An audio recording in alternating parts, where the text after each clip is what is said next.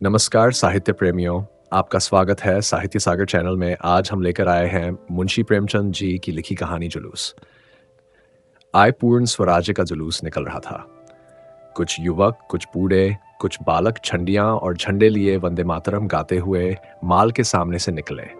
दोनों तरफ दर्शकों की दीवारें खड़ी थीं, मानो उन्हें इस लक्ष्य से कोई सरोकार नहीं है, मानो यह कोई तमाशा है और उनका काम केवल खड़े खड़े देखना है। शंभूनाथ ने दुकान की पटरी पर खड़े होकर अपने पड़ोसी दीनदयाल से कहा, सब के सब काल के मुंह में जा रहे हैं, आगे सवारों का दल मार मार भगा देगा। दीनदयाल ने कहा, महात्मा जी भी सठिया गए हैं। जुलूस निकालने से स्वराज्य में मिल जाता तो अब तक कब का मिल गया होता। और जुलूस में है कौन लोग, देखो लौंडे लफंगे, शहर का कोई बड़ा आदमी नहीं। मैकू चट्टियों और स्लीपरों की माला गर्दन में लटकाए खड़ा था। इन दोनों सेठों की बातें सुनकर हंसा। शंभू ने पूछा, क्यों हंसे मैकू? आज रंग चोखा मालूम होता है। मैकू हंसा इस बात पर जो तुमने कही कि कोई बड़ा आदमी जुलूस में नहीं है। बड़े आदमी क्यों जुलूस में आने लगे? उन्हें इस राज में कौन आराम नहीं है? बंगलों और महलों में रहते हैं, मोटरों पर घूमते हैं, साहबों के साथ दावतें खाते हैं, कौन तकलीफ है? मर तो हम लोग रहे हैं जिन्हें रोटियों का ठिकाना नहीं। इस वक्त कोई टेनिस खेलता होगा, कोई चाय पीता होगा, कोई ग्रामोफोन लिए गाना सुनता होगा, कोई पार्क की सैर करता होगा या आए पुलिस के कोड़े खाने के लिए। तुमने भी भली कही। शंभू, तुम ये सब बातें क्या समझोगे मैकू? जिस काम में 4 बड़े आदमी अगुआ होते हैं, उसकी सरकार पर भी धाक बैठ जाती है। लौंडों लफंगों का गोल भला हाकिमों की निगाह में क्या जचेगा?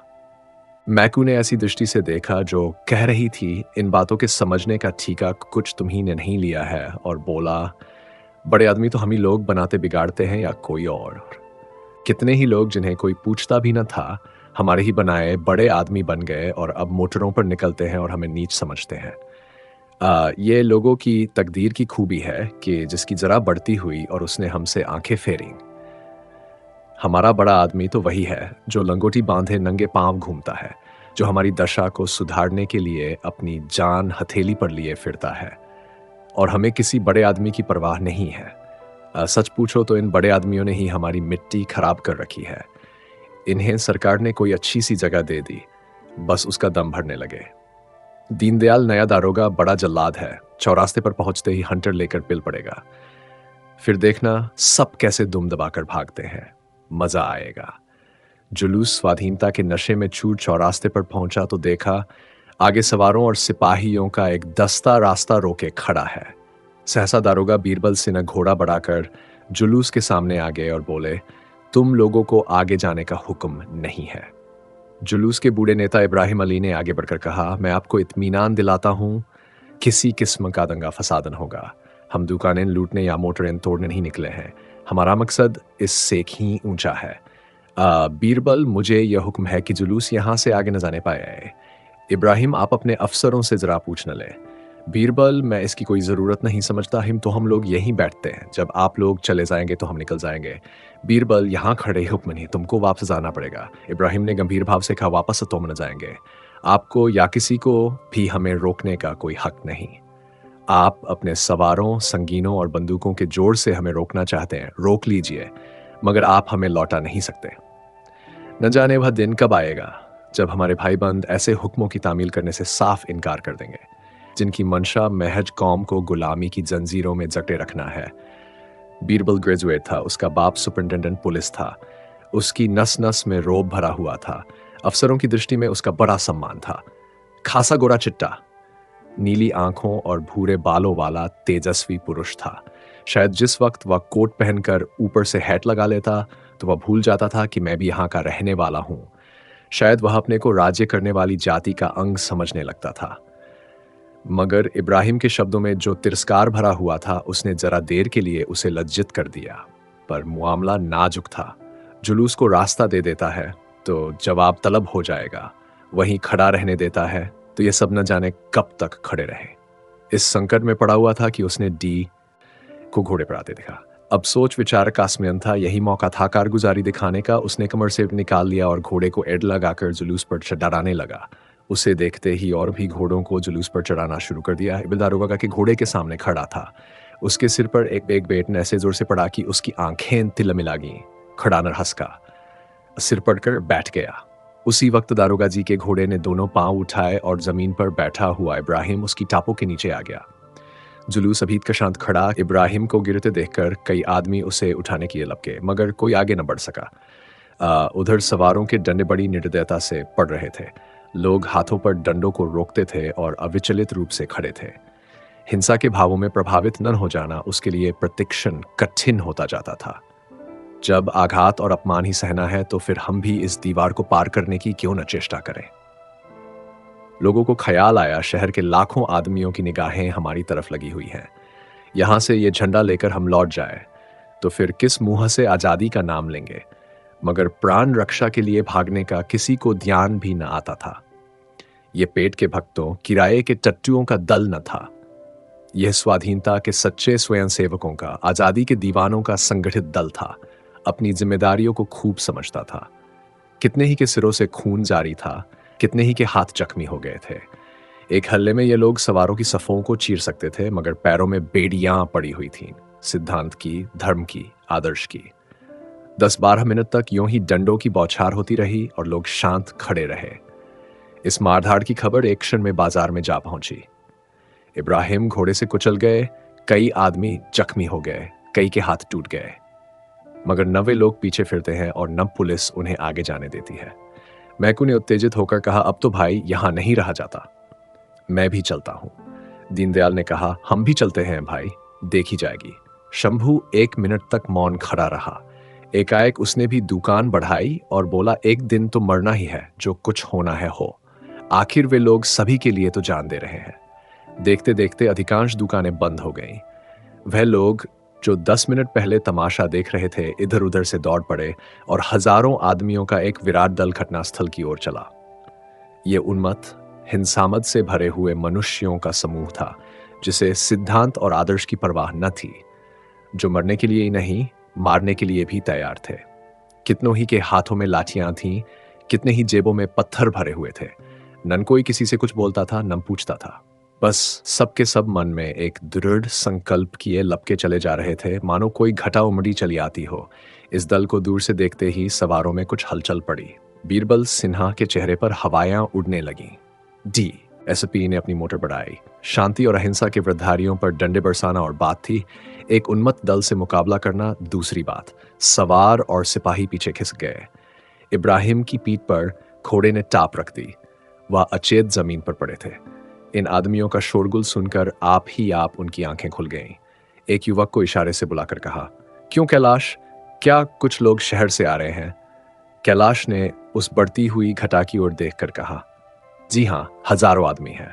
इब्राहिम तो अब खैरियत नहीं है, झंडा लौटा दो। हमें फौरन लौट चलना चाहिए, नहीं तूफान मच जाएगा। हमें अपने भाइयों से लड़ाई नहीं करनी है, फौरन लौट चलो। ये कहते हुए उन्होंने उठने की चेष्टा की, मगर उठ न सके। इशारे की देर थी। संगठित सेना की भांति लोग घूम पाते ही पीछे फिर गए। झंडियों के बांसों, साफों और रूमालों से चटपट एक स्ट्रेचर तैयार हो गया। इब्राहिम को लोगों ने उस पर लिटा दिया और पीछे फिरे। मगर क्या वह परास्त हो गए थे? अगर कुछ लोगों को उन्हें परास्त मानने में ही संतोष हो तो हो, लेकिन वास्तव में उन्होंने एक युगांतकारी विजय प्राप्त की थी।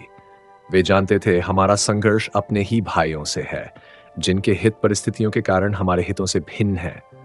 हमें उनसे वैर नहीं करना है। फिर वह ये भी नहीं चाहते कि शहर में लूट और दंगे का बाजार गर्म हो जाए और हमारे धर्मयुद्ध का अंत लूटी हुई दुकानें, फूटे हुए सिर हो। उनकी विजय का सबसे उज्जवल चिन्ह यह था कि उन्होंने जनता की सहानुभूति प्राप्त कर ली थी। वही लोग जो पहले उन पर हंसते थे, उनका धैर्य और साहस देखकर उनकी सहायता के लिए निकल पड़े थे। मनोवृत्ति का यह परिवर्तन ही हमारी असली विजय है। हमें किसी से लड़ाई करने की जरूरत नहीं। हमारा उद्देश्य केवल जनता की सहानुभूति प्राप्त करना है, उसकी मनोवृत्तियों को बदल देना है। जिस दिन हम इस लक्ष्य पर पहुंच जाएंगे, उसी दिन स्वराज्य सूर्य उदय होगा। 3 दिन गुजर गए थे। बीरबल सिंह अपने कमरे में बैठे चाय पी रहे थे और उनकी पत्नी मिठन बाई शिशु को गोद में लिए सामने खड़ी थी। बीरबल सिंह ने कहा, मैं क्या करता उस वक्त? पीछे DSP खड़ा था। अगर उन्हें रास्ता दे देता तो अपनी जान मुसीबत में फंसती। मिठन बाई ने सिर हिलाकर कहा, तुम कम से कम इतना तो कर ही सकते थे कि उन पर डंडे न चलाने देते। तुम्हारा काम आदमियों पर डंडे चलाना है। तुम ज्यादा से ज्यादा उन्हें रोक सकते थे। कल को तुम्हें अपराधियों को बेंत लगाने का काम दिया जाए तो शायद तुम्हें बड़ा आनंद आएगा, क्यों? बीरबल सिंह ने खिसिया कर कहा, तुम तो बात नहीं समझती हो। मिट्ठन बाई मैं खूब समझती हूं। डीएसपी पीछे खड़ा था। तुमने सोचा होगा ऐसी कारगुजारी दिखाने का अवसर शायद फिर कभी मिले या न मिले। क्या तुम समझते हो उस दल में कोई भला आदमी न था? उसमें कितने आदमी ऐसे थे जो तुम्हारे जैसों को नौकर रख सकते हैं? विद्या में तो शायद अधिकांश तुमसे बड़े हुए होंगे, मगर तुम उन पर डंडे चला रहे थे और उन्हें घोड़े से कुचल रहे थे। वाहरी जवामर्दी। बीरबल सिंह ने बेहयाई की हंसी के साथ कहा, डीएसपी ने मेरा नाम नोट कर लिया है। सच। दारोगा जी ने समझा था कि यह सूचना देकर वह मिट्ठन बाई को खुश कर देंगे। सज्जनता और भलमनसी आदि ऊपर की बातें हैं, दिल से नहीं जबान से कही जाती हैं। स्वार्थ दिल की गहराइयों में बैठा होता है। वह गंभीर विचार का विषय है। मगर मिट्ठन बाई के मुख पर हर्ष की कोई रेखा नजर आई। ऊपर की बातें शायद गहराइयों तक पहुंच गई थी। बोली, जरूर कर लिया होगा और शायद तुम्हें जल्दी तरक्की भी मिल जाए। मगर बेगुनाहों के खून से हाथ रंग कर तरक्की पाई तो क्या पाई? यह तुम्हारी कारगुजारी का इनाम नहीं, तुम्हारे देशद्रोह की कीमत है। तुम्हारी कारगुजारी का इनाम तो तब मिलेगा जब तुम किसी खूनी को खोज निकालोगे, किसी डूबते हुए आदमी को बचा लोगे।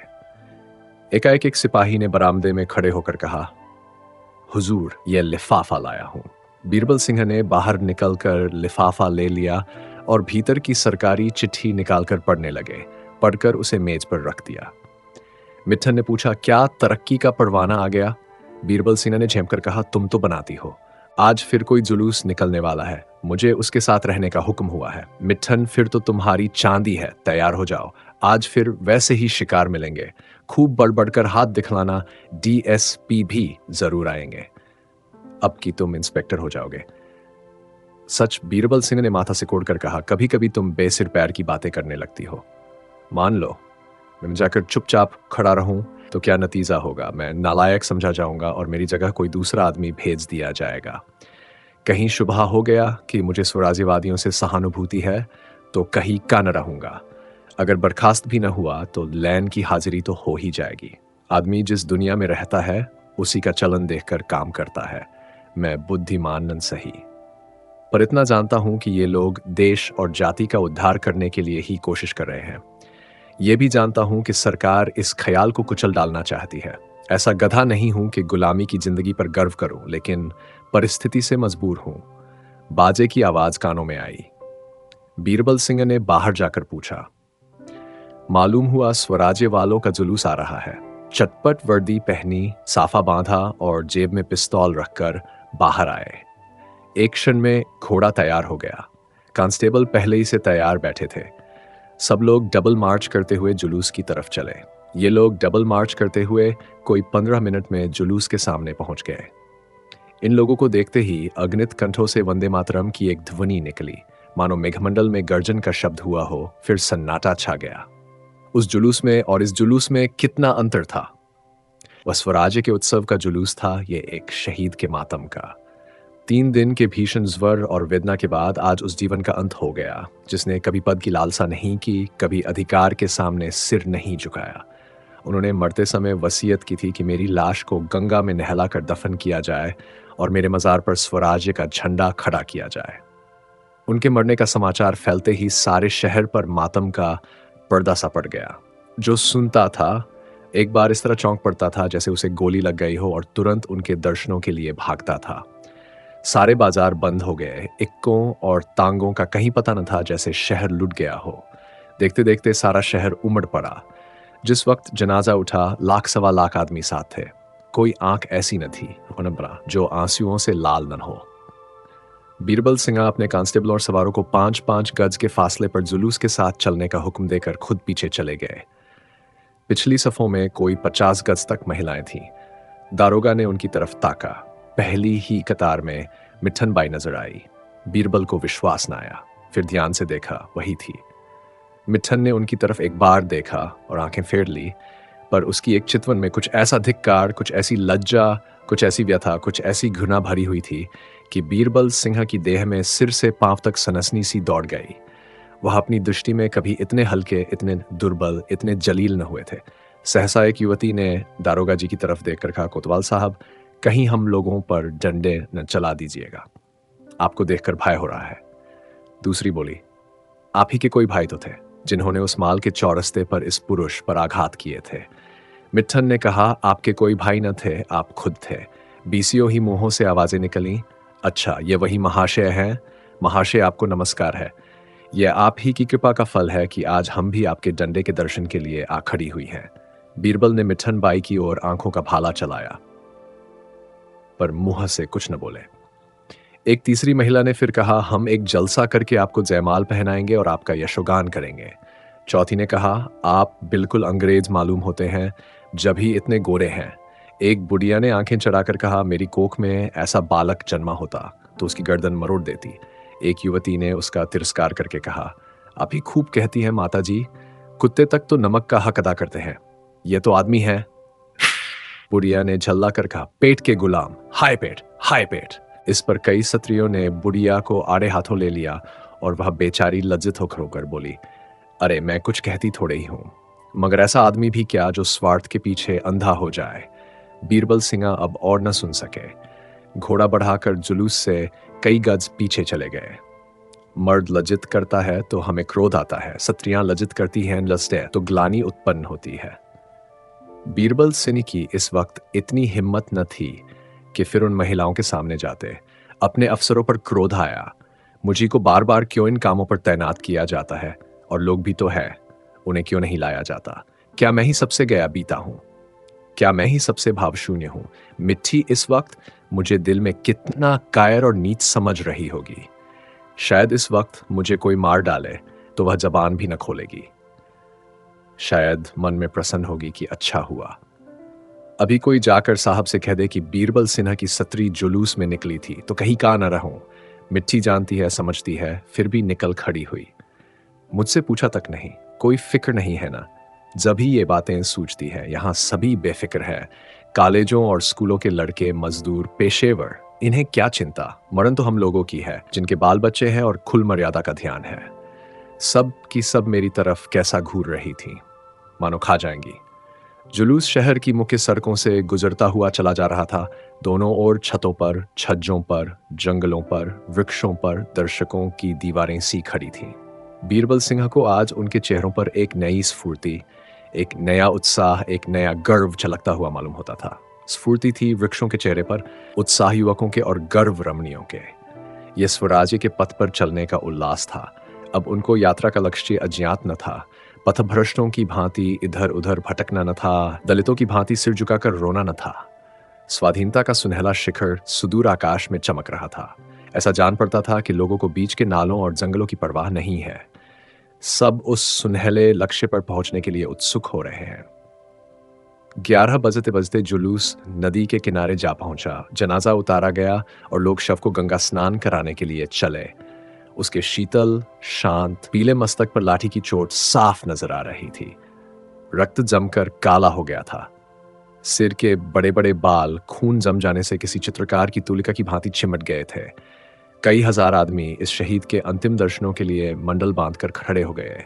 बीरबल सिन्हा पीछे घोड़े पर सवार खड़े थे। लाठी की चोट उन्हें भी नजर आई। उनकी आत्मा ने जोर से धिक्कारा। वह शव की ओर ताक सके। मुंह फेर लिया। जिस मनुष्य के दर्शनों के लिए, जिनके चरणों की रज मस्तक पर लगाने के लिए लाखों आदमी विकल हो रहे हैं, उसका मैंने इतना अपमान किया।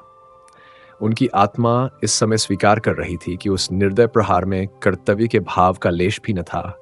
केवल स्वार्थ था, कारगुजारी दिखाने की हवस और अफसरों को खुश करने की लिप्सा थी। हजारों आंखें क्रोध से भरी हुई उनकी ओर देख रही थीं, पर वह सामने ताकने का साहस न कर सकते थे। एक कांस्टेबल ने आकर प्रशंसा की, हुजूर का हाथ गहरा पड़ा था, अभी तक खोपड़ी खुली हुई है। सबकी आंखें खुल गई। बीरबल ने उपेक्षा की, मैं इसे अपनी जवामर्दी नहीं, अपना कमीनापन समझता हूं। कांस्टेबल ने फिर खुशामद की, बड़ा सरक्ष आदमी था हुजूर। बीरबल ने तीव्र भाव से कहा, चुप रहो, जानते भी हो सरकश किसे कहते हैं? सरक्ष वे कहलाते हैं जो डाके मारते हैं, चोरी करते हैं, खून करते हैं। उन्हें सरक्ष नहीं कहते जो देश की भलाई के लिए अपनी जान हथेली पर लिए फिरते हो। हमारी बदनसीबी है कि जिनकी मदद करनी चाहिए उनका विरोध कर रहे हैं। यह घमंड करने और खुश होने की बात नहीं है, शर्म करने और रोने की बात है। स्नान समाप्त हुआ, जुलूस यहां से फिर रवाना हुआ।